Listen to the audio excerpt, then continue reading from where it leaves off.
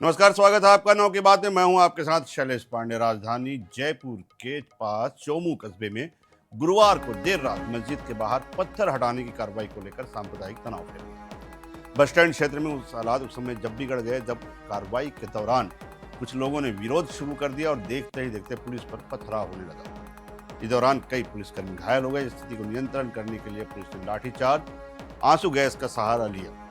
रात करीब 2 बजे हालात बेहद तनावपूर्ण हो गए, जिसके बाद कई थानों की पुलिस फोर्स मौके पर बुलाई गई और जानकारी ये भी कहती है कि अतिरिक्त बल तैनात ने हालात पर काबू पा लिया है। एहतियातन चोमू में मोबाइल, इंटरनेट और सोशल मीडिया सेवाएं अस्थायी रूप से बंद कर दी गई है। फिलहाल क्षेत्र में शांति बनी हुई है और पुलिस हालात पर नजर बनाए हुए है। तो आपको बता दें, जिस तरह से ये पूरे घटनाक्रम को हम देखें, ये घटनाक्रम शुरू कहां से हुआ। एक मस्जिद के बाहर पत्थर था। इस पत्थर को लेकर काफी पहले प्रशासन ने ये बात कही थी कि इससे यातायात में जो है परेशानी हो रही है और लोगों को वहां पर व्यवस्था में दिक्कत आ रही है। बस इसी को लेकर आज जब वहां पर प्रशासन की टीम पहुंची तो पहले तो कुछ मामूली तनाव हुआ, उसके बाद लगातार पुलिस टीम पर चारों तरफ से पथराव होने लगे। करीबन 40 युवकों को उस समय हिरासत में लिया गया।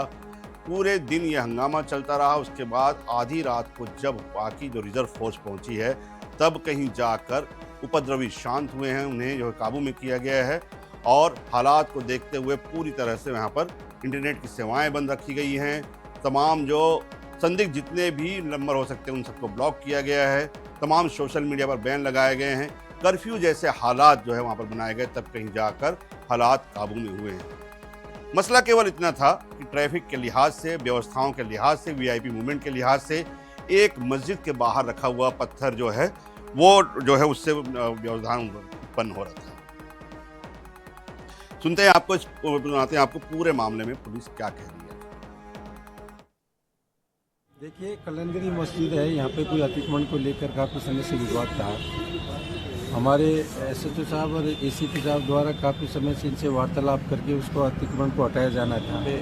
इस तरह की दीवार सी लोहे की बनाई थी, जिसको लेकर हमने ऑब्जेक्शन किया। ऑब्जेक्शन करने पर इन्होंने जब नहीं हटाई तो हमारे द्वारा, पुलिस प्रशासन द्वारा उसको हटाया जा रहा था। तो कुछ असामाजिक तत्वों ने पुलिस पर पथराव किया, जिसमें हमारे कुछ पुलिसकर्मियों की चोटें भी आई है। तो ये था पूरा जो है वो पक्ष एसपी का। लेकिन अगर सबसे पहली बात, अगर हम पवाल की शुरुआत की बात करें, पिछले 30 दिनों से उस पत्थर को हटाने के लिए, जो पत्थर वहाँ पर व्यवधान बन रहा था, उसको हटाने के लिए वहाँ पर जो है प्रशासन नोटिस दे रहा था। लेकिन उस नोटिस के बाद आज जब कार्रवाई करने के लिए पहुंचे तो समुदाय विशेष के लोगों और पुलिस प्रशासन के बीच पहले कहा सुनी हुई बहस हुई और ये बहस इतनी बढ़ती गई कि आसपास के लोगों का वहाँ पर जो है भीड़ जमा हो गया और उसके बाद फिर पत्थरों को हटाने पर सहमति भी जताई गई, जो वहाँ के जो प्रमुख लोग हैं उनके द्वारा। पत्थर हटाने के बाद जब लोहे की रेलिंग लगाना वहाँ पर शुरू किया पुलिस ने, जिस लिहाज से पूरे इलाके की घेराबंदी की जानी थी ट्रैफिक के लिहाज से, वीआईपी मूवमेंट के हिसाब से, तब कहीं जाकर वहाँ पर जो है पूरा तनाव शुरू हुआ। कुछ युवक वहाँ पर जो है वो अन्य इलाकों से आए और उसके बाद फिर पत्थरबाजी शुरू कर दी और ये पत्थरबाजी का सिलसिला फिर शुरू हो गया। लगातार भीड़ वहाँ पे जुटने लगी। छतों से, दूसरी गलियों से, वाहनों से पत्थरबाज आते गए और लगातार जो है पत्थरें फेंकी गई। 40 पुलिस कर्मियों के घायल होने की सूचना जो है वो फिलहाल आधिकारिक तौर पर दी गई है। इसके बाद वहाँ पर पुलिस ने आंसू गैस छोड़े, टीयर गैस के बाद वहाँ पर लाठीचार्ज भी किया गया। लेकिन देर रात तक ये स्थिति बनी रही। दोपहर से शुरू हुआ ये पूरा ड्रामा देर रात तक चला। देर रात जब रिजर्व फोर्स वहाँ पे पहुँची है, करीबन जो है वो 50 से 60 लोगों को वहाँ पर जो है हिरासत में लिया गया है, तब कहीं जाकर ये पूरा मामला जो है वो शांत हुआ है और वहाँ पर अभी तनावपूर्ण स्थिति है लेकिन नियंत्रण में है। सबसे बड़ी बात, पुलिस को वहाँ पर पूरे इंटरनेट, सोशल मीडिया जो है वो बंद करना पड़ा, तब कहीं जाकर ये तमाम जो विरोध है वो रुका है। लेकिन अभी भी जो कि वहाँ पे लोगों का कहना है कि अभी भी स्थिति वहाँ पर किसी तरह से नियंत्रण में जरूर है लेकिन तनावपूर्ण बनी हुई है। कभी भी ये हिंसा भड़क सकती है। रेलिंग लगाने का काम शुरू कर दिया गया है। फिलहाल एहतियातन करीबन वहां पर 2 बटालियन की फोर्स तैनात की गई है। सवाल ये उठता है, जब समुदाय विशेष के लोगों से पुलिस ने, प्रशासन ने वहां पर बात की, पत्थर हटाने पर सहमति हो गई, पूरे इलाकों को बैरिकेडिंग करने पर सहमति हो गई, उसके बाद जब प्रशासन ने काम शुरू किया तो वो कौन लोग थे जिन्होंने पत्थर फेंकना शुरू किया? ये सबसे बड़ी बात थी और इसी की जांच जो है वो अभी की जा रही है।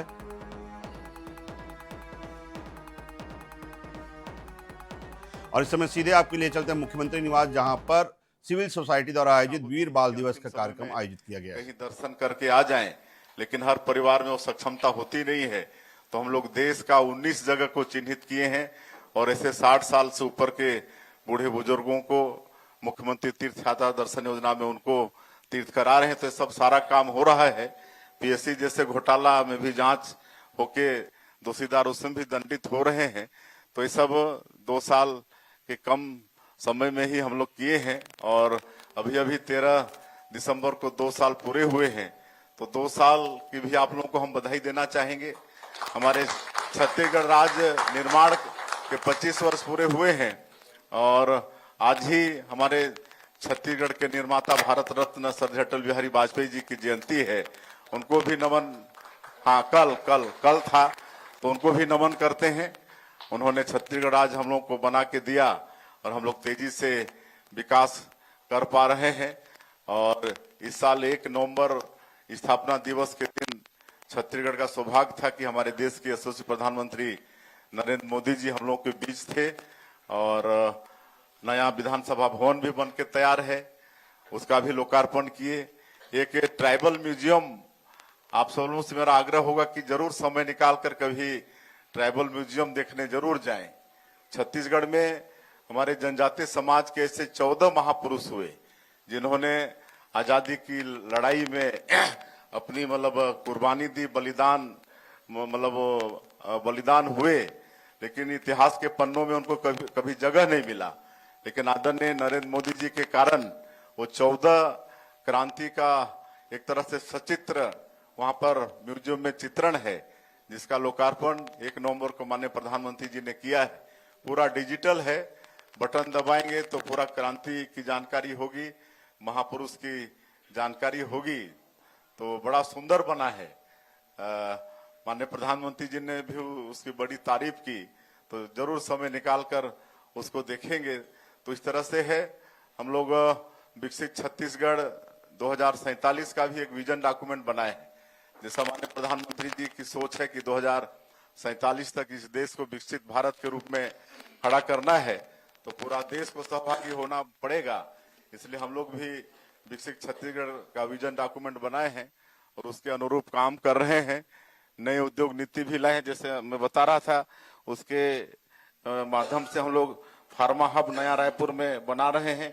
एक मेडी सिटी भी बना रहे हैं जिसमें 500 बेड का हॉस्पिटल होगा। और सेमीकंडक्टर चिप्स के भी आप बात कर रहे थे, मैं आप लोगों को बताते हुए गौरवान्वित भी हो रहा हूं कि इसका काम हमारे छत्तीसगढ़ में शुरू हो चुका है।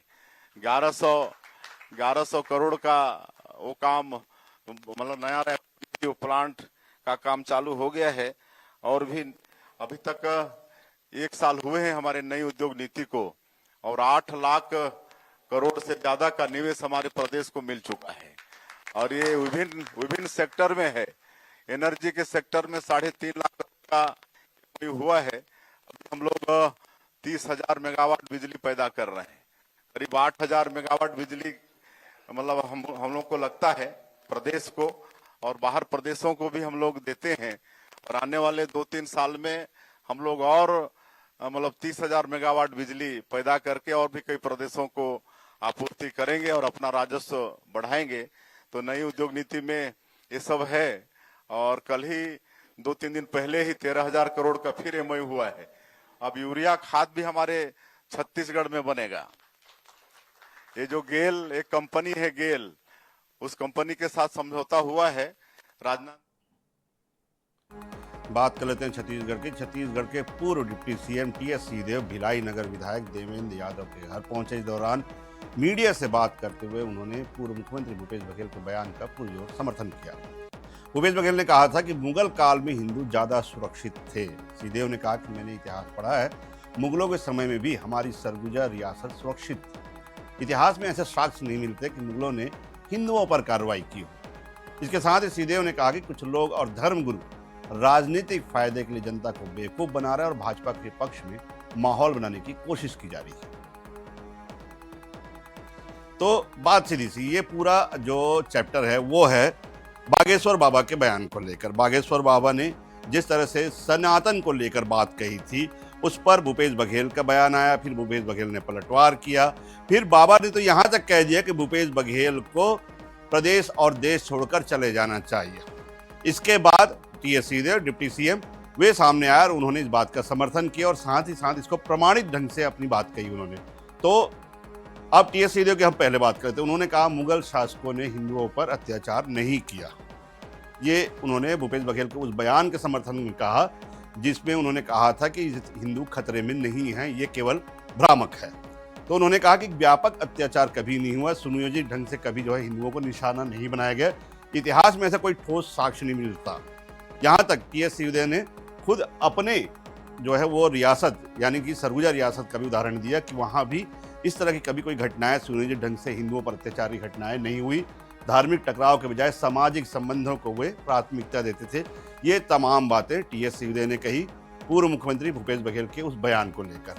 सरगुजा रियासत की उन्होंने बात कही कि जहाँ के वो खुद उनके जो है वो पूर्वज है वो राज किया करते थे कि उस धर्म के आधार पर जो है दमन कभी हम हिंदुओं का नहीं किया गया। ये टीएस सिंहदेव का वो बयान था। अब हम आपको बताते हैं इस बयान के मायने क्या है। उस बयान के मायने ये थे कि भूपेश बघेल पूर्व मुख्यमंत्री और उनके अग्रज नेता, उनके समर्थन में जो उन्होंने बात की थी, भूपेश बघेल ने क्या कहा था वो आपको बताते हैं। भूपेश बघेल ने साफ साफ कहा था कि देश में हिंदू कभी खतरे में नहीं था। जिस तरह से बार बार बताया जा रहा है कि हिंदू खतरे में है, भाजपा सत्ता में आई है तब से हिंदू खतरे में आया है।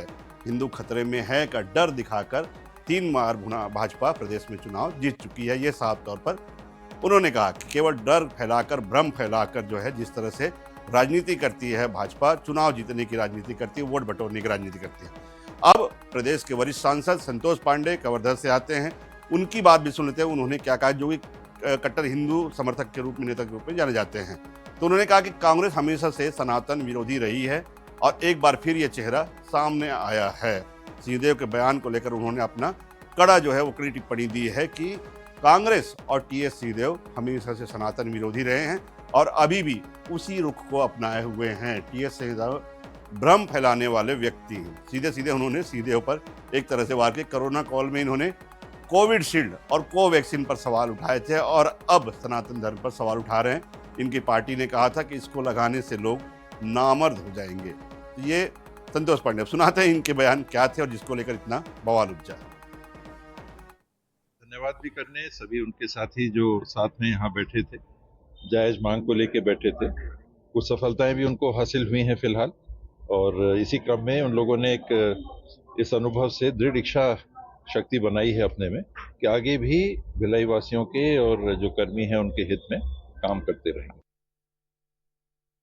आदरणीय भूपेश बघेल जी को और टीएस बाबा को स्वागत करता हूं कि उनके मन में भाव आया कि जितना अति मुगल ने नहीं किया था मोदी जी ने कर रहे हैं। सही बोल रहे हैं लोग। छत्तीसगढ़ को लूटने के लिए 5 साल आए थे और 3200 करोड़ का शराब घोटाला में जो आप लोग देख रहे हैं वो पूरा हो रहा है। ठीक तो बोल रहे हैं, मोदी जी अति कर रहे हैं, काम का अति कर रहे हैं, भारत को विकसित करने का अति कर रहे हैं।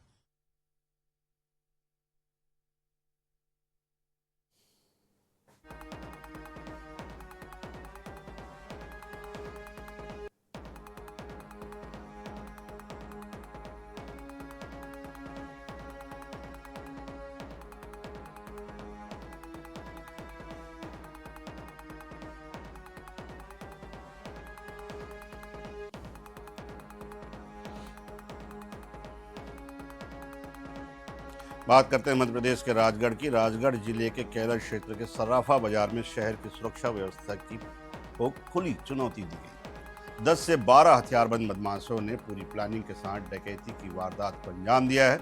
गुलेल, सब्बल और पिस्टल से लैस बदमाशों ने एक के बाद एक ज्वेलरी दुकानों के ताले तोड़े और लाखों रुपए की ज्वेलरी और नकदी लूटकर फरार हो गए।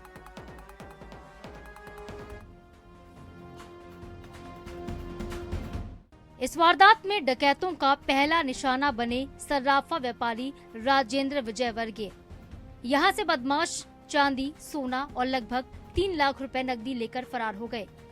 बदमाश इसके बाद श्री बागेश्वर ज्वेलर्स पहुंचे और वहां से 32,000 रुपए नकदी, लगभग 200 ग्राम चांदी और औजार चुरा कर ले गए। चौंकाने वाली बात यह रही कि दुकानों के ऊपर ही परिवार मौजूद थे, लेकिन हथियारों के दम पर बदमाश पूरी तरह से बेखौफ नजर आए। तो मैं जैसे ही बाहर निकल के आया तो सामने हमारे सोनी जी की जो दुकान है उनके यहाँ टामी लगा के शटर खोलने की कोशिश कर रहे थे वो लोग। तो मैं अंदर आया, उसके बाद मुझे बाहर से वापस से आवाज आई कि मुर्तुजा मुर्तुजा मुर्तुजा करके, तो मैं वापस से बाहर गया और बाहर जाके मैंने जैसे ही आवाज लगाई उन लोगों को कि मतलब थोड़ी चिल्ला चोट करी, तो वो लोग डर के भागने लगे और कुछ भाटा या कुछ उन्होंने ऊपर मेरे ऊपर फेंका भी, हल्की सी मुझे लगी चोट। और उसके बाद वो लोग सब इधर से मतलब भाग के निकल गए। कैमरे में देखा तो पता चला कि 15 लोग थे। वो लगभग मेरे यहाँ से एक गुल्लक में मैं पैसे इकट्ठे करता था, उसमें 32 से 30 हज़ार रुपये के लगभग काउंट करके करता था मैं। काउंट थे उसमें, और 150-200 ग्राम चांदी थी। एल्यूमिनियम के संचित जो देते हैं वो ले गए थे, तो वो तो कई झोला पटक गए, तो वो थाने पे किसी ने पहुँचा दिया। घटना के दौरान एक बदमाश को पकड़ने की कोशिश भी की गई, लेकिन बदमाश फायरिंग करते हुए मौके से फरार हो गया। भागते समय एक बदमाश का झोला भी घटनास्थल पर छूट गया था।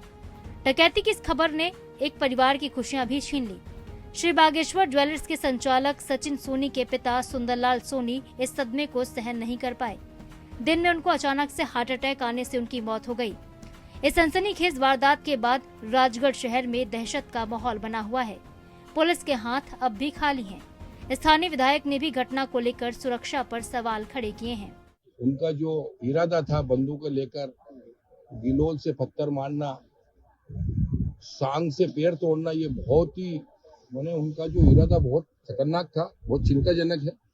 और वो भी शहर में मैं प्रशासन से मांग करता हूँ कि तत्काल इस पर कार्रवाई हो और तत्काल जो भी लोग इसमें जो फोटो फुटेज में जो आ रहे हैं, कैमरा में जो आ रहे हैं, उनको पकड़ा जाए और उन पर बहुत कठिन कार्रवाई की जाए।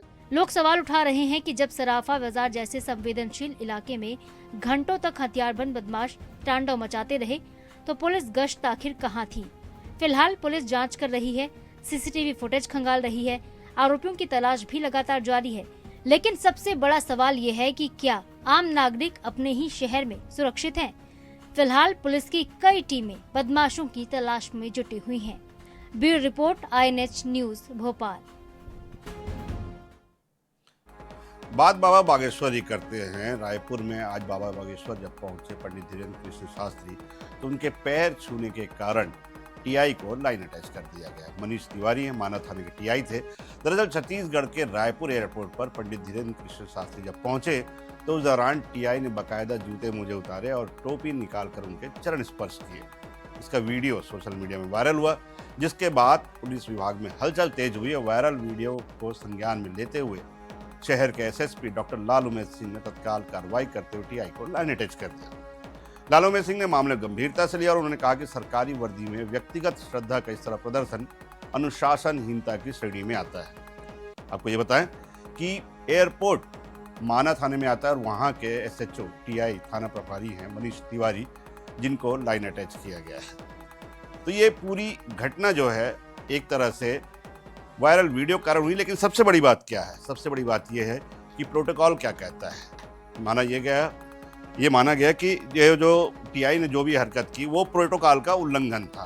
तो प्रोटोकॉल के मामले वीआईपी जब मूवमेंट होती है तो उस मामले में क्या कहता है प्रोटोकॉल, कि वीआईपी को प्रोटोकॉल में वहाँ पर जो वर्दीधारी है उसको व्यक्तिगत सुरक्षा प्रदान करना, ये उसके प्रोटोकॉल में आता है। वीआईपी के आगमन के दौरान जो वर्दीधारी सुरक्षा कर्मी है, पुलिस हो या जो भी जिस भी पद में हो, उसे जो है अपना व्यवहार संतुलित रखना है और केवल अगर वो राजपत्रित है या फिर जो है राज्य कैबिनेट दर्जा प्राप्त मंत्री वगैरह जिनके हैं इस कैटेगरी में आते हैं, तो उनको सैल्यूट करना है। निजी फ़ोन, सेल्फी वगैरह के लिए आप उपयोग नहीं कर सकते, निजी हथियार उपयोग। नम्र व्यवहार तो आप रखें उनके प्रति, जो पूरी आदर दिखाएं, लेकिन किसी तरह की चापलूसी की भावना उसमें व्यक्तिगत रूप से नहीं झलकना चाहिए। गैर पेशेवर व्यवहार आप नहीं कर सकते, यानी आपका जो ड्यूटी कहती है आप वही व्यवहार वीआईपी के सामने करेंगे, चाहे वो पीएम हो चाहे वो राष्ट्रपति हो। इसके विपरीत टीआई जो जब माना थाने के थे मनीष तिवारी, उन्होंने क्या किया वो आपको बताते हैं। जब वहाँ पर पहुँचे बाबा बागेश्वर, तो उन्होंने पूरी तरह से अपने प्रोटोकॉल का उल्लंघन किया और बाबा बागेश्वर के सामने जूते और टोपी उतारी, जो कि बिल्कुल भी प्रोटोकॉल के विपरीत है, पुलिस मैनुअल के विपरीत है। बाबा को झुककर उन्होंने चरणों में प्रणाम किया, अपनी टोपी तक निकाली, जबकि टोपी निकालने का बिल्कुल भी नियम नहीं है। तो इस तमाम चीज़ों को एसएसपी डॉक्टर लालू सिंह ने माना कि ये उन्होंने पुलिस मैनुअल का और प्रोटोकॉल का उल्लंघन किया है और तत्काल प्रभाव से उसे मनीष तिवारी को लाइन अटैच किया गया।